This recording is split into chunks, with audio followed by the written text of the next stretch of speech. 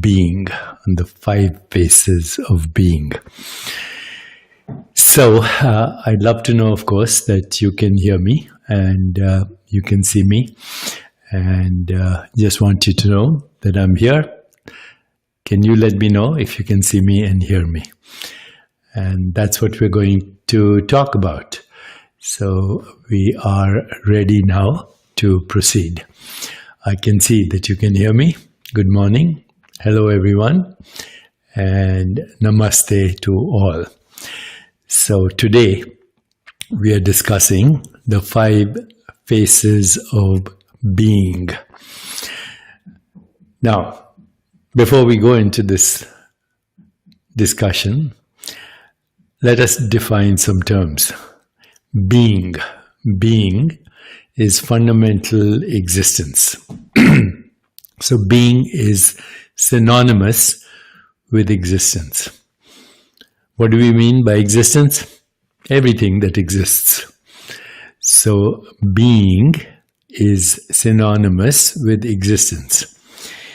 In the framework that we are using to understand reality, we are also saying that being, existence, and awareness of existence are the same experience. Once again, being, existence, awareness of existence are the same knowing, the same experience. If there is an experience outside of awareness, consciousness, then it's unknowable. We can only know things that we experience in our consciousness, because all experience is in consciousness. So being, fundamental reality, existence, awareness of existence, knowing of existence are all the same thing. Whatever we want to call that entity, formless potentiality, Ein Sof, Allah, Brahman, infinite consciousness, infinite awareness, infinite knowing, infinite creativity, infinite correlation, infinite evolution, infinite expression, infinite manifestation, all has a source. And that source we are calling fundamental reality as awareness, pure awareness, prior to any experience. So that's also called pure consciousness, prior to experience. An aspect of that, which is called witnessing awareness, or the silent witness, is the screen of consciousness in which we experience everything, our own mind, our own body, and the world, including this microphone, the screen, the computer. You're experiencing me, I'm experiencing you, you're experiencing your thoughts, your emotions, your feelings, your imagination, your desires, your memories. I'm experiencing mine, but we are also in this perceptual and cognitive space where we're experiencing somewhat similar happenings, somewhat similar arisings and subsidings of experience. So, being is ultimately the basis of all experience, personal, collective, universal, and then transcendent experience beyond that. The difficulty arises when we assume that awareness or consciousness belongs to us, just like I assume, or most people assume, that your house belongs to you, that your body belongs to you, that this microphone belongs to me, that the furniture belongs to me. Similarly, most people assume that their awareness belongs to them. And that assumes a certain other deeper assumption. So assumption based on assumption. And the deeper assumption is that I am somewhere inside this body.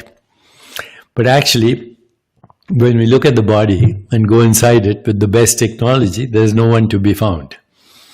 So what we call I am Deepak Chopra, unfortunately, can't be found inside this body. Yet I identify I am Deepak Chopra with this body and the mind that goes with it and all the perceptual activities that go with it.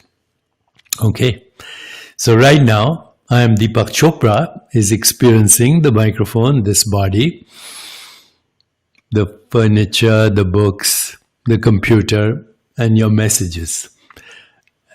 And I am Deepak Chopra experiencing all of this in a formless domain of consciousness. Consciousness doesn't have a form. You can't see it, you can't touch it, you can't taste it, smell it, sense it. But it is the basis of all sensing. Okay? But when I am becomes I am Deepak Chopra, just by common agreement, this appearance is Deepak Chopra. When I am becomes Deepak Chopra by common agreement, then I am somehow assumes that it is somewhere inside this body-mind apparatus. Okay, so then everything that is seen is seen through the lens of this body-mind apparatus. Everything that is experienced is through the lens of this body-mind apparatus. Think of your body-mind as an instrument of knowing and experience. It's an instrument of knowing and experience. And the only instrument, by the way, is the skin, the neuroectoderm. So the skin folds itself on itself, invaginates as the nervous system. So the skin that we call your eye receptors touch, literally touch photons to give you the experience of colors, shapes and forms, including this microphone, including your own body. The skin as photoreceptors is touching form, phenomena, color, shape, etc. But the skin as eardrums is touching the world of vibration, sound, noise, music, symphony, poetry, speech, verbal speech. Okay, the skin is touching that. Okay, vibration, even thought, feeling are vibrations. Vibrations are what? Consciousness. But your mode of knowing is the skin as eardrums. Your mode of knowing as the nose touches the world of smells and fragrances, which is actually the earth, which is informed by all the other elements and forces of the universe. And your skin, this skin, touches solids and says, oh, this is a hard object, this is a soft object, this is almost airy, very vaporous, this is liquid, etc. The skin is giving you that experience. The skin senses everything that we call experience in the form of colors, shapes, smells, textures, but even thoughts and feelings, because there are subtle modes of touching experience. Thought, feeling are subtle modes of touching experience. What is touching, what is doing the touching is what we call consciousness. And this consciousness has no location in space or time.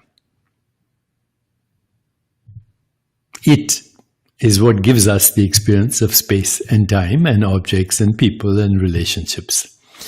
But I am, having identified with I am Deepak Chopra, is looking at the world through this instrument and so sees the world as what it is experiencing right now, and that is this body, this furniture, this computer, and your messages. And in your messages, your emotions, your thoughts, your entire world. Deepak Chopra is experiencing this. Now, wherever you are, Rajesh Kumar, who says Jai Shri Ram, is also having the experience Deepak Chopra is having. Rajesh is also having, wherever he is. And Louis in Tanzania, in East Africa, is also having this experience. And Rupeka in Brasilia is also having this experience. But the experience is through a different lens of perception. So even though we are sharing this experience, you're having this experience from a different perceptual lens. So you're not having this experience from the same angle. From the same angle, even though you're having the same experience. Okay. You as Ashwin, you as Sham, you as Bibi, you as Ivy, you as Maria, you're all having the same experience, but through a different window. And so we may not see the exact scene. In fact, if you're in East Africa and you're in Brazil and you're in Argentina and you're in London, you're having a different experience perceptually while sharing this experience at the same time. So where is that experience happening?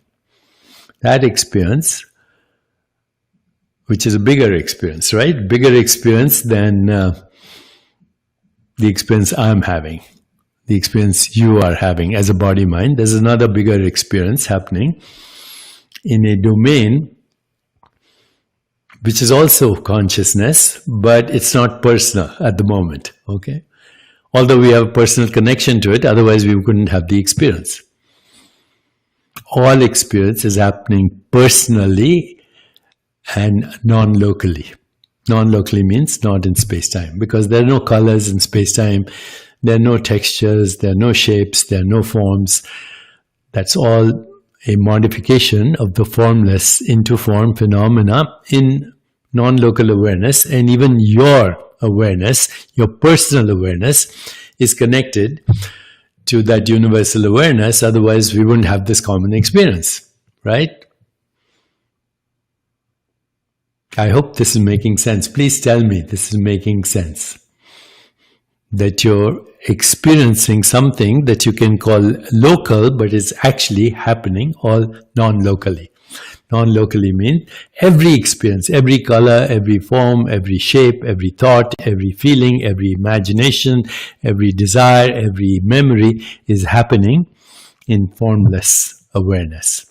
And that formless awareness, localized, metaphorically, because it has no location, is what we call the personal self. And then it is connected to the universal self, because the universal self connected to the personal self, which allows every experience that you have. Some of it shared with us in cognitive and perceptual space, and some of it not easily available to each of us because we're looking through different windows of perceptual activity. The same awareness is looking through different windows of perceptual activity and seeing some parts of the scenery as the same and some parts of the scenery as not same. So I am Deepak Chopra is experiencing a unique window or unique scenery through a particular window, but I am, which transcends all I am Deepak Chopra's and all I am Sarah's and all I am Shelley's and all I am Barbara's and all I am Rachel's and all I am Harty and all I am Hetty and all I am Monique. There's an I am that transcends that is having both the local I am Deepak Chopra experience or I am Barbara experience, but I am also something else experience. And that something else experience is part of a universal infinite awareness, and every aspect of that universal infinite awareness is also infinite, because infinity can't be compartmentalized. Everything is infinite, appearing as finite. Long explanation. I hope you got it. Now, let's talk about what I was going to talk about. The 5 faces of this being, of this awareness. And let's start with our day. Every day. So the first phase is what we call waking up. In the morning, you wake up. You open your eyes, you've been fast asleep, dreaming, light sleep, whatever. But suddenly you wake up and a whole world shows up. Okay? This morning, when you woke up, you started constructing your world, including your mind, your body, your interpretations, your experiences, your relationships, your personal interactions, your everything. You started constructing it the moment you woke up. And you were constructing it by modifying yourself into sensations, perceptions, thoughts, feelings, emotions, desires, connections. So waking up in the morning is the face that consciousness puts on, called creation. You start to create the world as soon as you wake up in the morning, your world. You may not know that you're doing it, that you're constructing it in every moment, but you are, unconsciously, mostly. Okay, that's the first phase of consciousness, of being. Now, through the day, there's a second phase of being that opens up, a second face of being that opens up. The first one was creation. The second face of being is preservation. So you preserve the continuity of experience throughout the day, even though every experience is a perceptual snapshot. So when I look at this, there's a perceptual snapshot.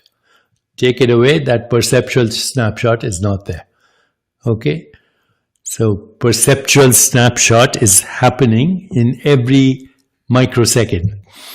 You move between one perceptual snapshot and another. So I could move between this perceptual snapshot to this perceptual snapshot, to this perceptual snapshot, to this. And theoretically, they're all independent snapshots. What preserves the movie of experience is the presence of being between the snapshots and in the snapshots. Get it? That's the second face of being or awareness, preservation. Preservation of what? Continuity of experience, the movie, the narrative that we call life. So now, the third phase of being. The third phase of being is the destroyer of all experience. When does that happen? Every night. Every night when you go to sleep, shut your eyes off, the world of sensory experience starts to kind of become ephemeral, vague, cloudy, dreamlike, unfocused, intangible, paradoxical, contradictory, world of probabilities, very dreamlike. Okay? That's another face of consciousness. We call it dreams. But the physical world is being destroyed. And finally, the dream world is also destroyed. And all experience is gone. All experience is gone. The experience of the physical world, the experience of the dream world, the experience of the thought world, etc. In deep sleep, you have destroyed every experience. The third phase and the third face of being. First was creator, second was preserver, third is destroyer. Every night we enter the fourth phase and the fourth face of being or awareness or consciousness. What is that? It's called incubation. We rest in the unmanifest. No mental activity, no dream activity, no perceptual activity, no experience of the physical world or the mental world, the death of all experience, incubation in the unmanifest field of all possibilities, immeasurable potential of all that was, all that is, all that will ever be. The domain where there is the proliferation of uncertainty, where there are quantum leaps of creativity, where there are insights, inspirations, synchronicity, harnessing of subconscious, unconscious intentions, attentions, ultimate creativity, all happening in the unmanifest depth of all experience that we call incubation, the prelude before the next creation. That's the fourth phase of being.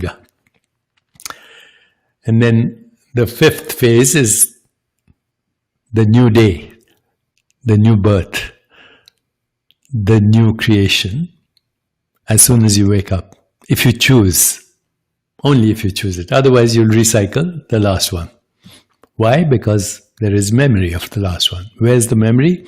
Incubating in the non-local Akashic domain of awareness. So that recycles. That's what we call karma. But we can transcend that with creativity if we wake up and see the world once again as if for the first time. And what is that phase called? Resurrection. Resurrection. You resurrect the soul into a new experience of existence. So, there you are, the 5 phases. Creation, preservation, destruction, incubation, resurrection, born again. Literally, every day. Every day. A new universe, a new body, a new mind, and a new reality. If you choose it. If you understand the phases of being. Now, I've given you the phases of being in a 24-hour period. But the same phase of being applies at the level of the most fundamental activity that we may metaphorically call activity of electrons, photons, particles. So, particles are created. They're preserved for a fraction of a fraction of a fraction of a fraction of a fraction of a microsecond, almost at Planck scale. And then they're destroyed back into the quantum vacuum, where they rest and incubate as virtual particles, and then show up again as real particles at the speed of light. By the way, that is also the birth and death of thought and of every sensation, every image, every feeling. Why? Because biologically speaking, these are all electrical activities at the level of photons and particles. So creation, preservation, destruction, incubation, resurrection is happening at the speed of light at the micro level. And then at the macro level, it is happening at cosmic scales, epochs of time, yugas of time. But in reality, in pure consciousness, which is beyond space-time and causality, a microsecond and an epoch is the same, because there's no experience. A microsecond and an epoch is the same when you incubate every night in sleep, or when you incubate in what we call death. Death is the ultimate freedom from all experience. So you can incubate and recycle experience using, hopefully, what you learned in a life cycle of experiences, and then transcending them into new levels of creativity by resurrecting your soul. So this cycle of creation, preservation, destruction, incubation, resurrection, recreation, evolution is happening at the most micro level and the most cosmic level, but in reality, in the domain of spaceless, timeless, non-local, acausal, irreducible, fundamental awareness, nothing is happening. A microsecond and an eon or an epoch is all the same. A wisp of memory, a thread of desire, gone with the wind. And at some point, even the wind is gone. That is what it means to be free. Free to what? To create. Because when you're not tethered by karma or past experience and not identifying with it, you're free to create whatever you want to create. Free to create whatever you want to create. So today, let me share with you 3 possible affirmations that will lead you slowly to that realization. First affirmation is, I don't need anything. Why do you not need anything? Because you're infinite. You have source to infinite creativity. Okay, even if you believe that or not right now, just pretend that you don't need anything. Second affirmation, I am free of all stories, including my own. Because stories is what create the binding, the prison that we call karma. I am free of all stories, including mine. And third affirmation, I am fulfilled, content, at peace, just as I am. I am content and at peace and fulfilled, just as I am. I don't need anything. I'm free of all stories, including mine. And I'm fulfilled now, just as I am. Where I am is where I am. And that is pure existence beyond all stories. Okay, my friends, I think this is enough for today. And if you like, we can continue with this because it's so much fun. Curving back upon myself, I create again and again. Yes. Prakratim swam vashtabhai vishrajami puna puna. Vrittis, yes. Well, I don't really have much to say here because everybody is already knowing this and you're almost all euphoric about this. So maybe I should just shut up and stop coming here every day. But I so much enjoy this exchange with you every day as well. So for now, I'm going to keep coming back. Thank you, my friends. Take care. Keep your feet on the ground and keep reaching for the stars. See you tomorrow. Erica in Madrid. Just a construct. Erica is a construct. Madrid is a construct. I am is the only reality.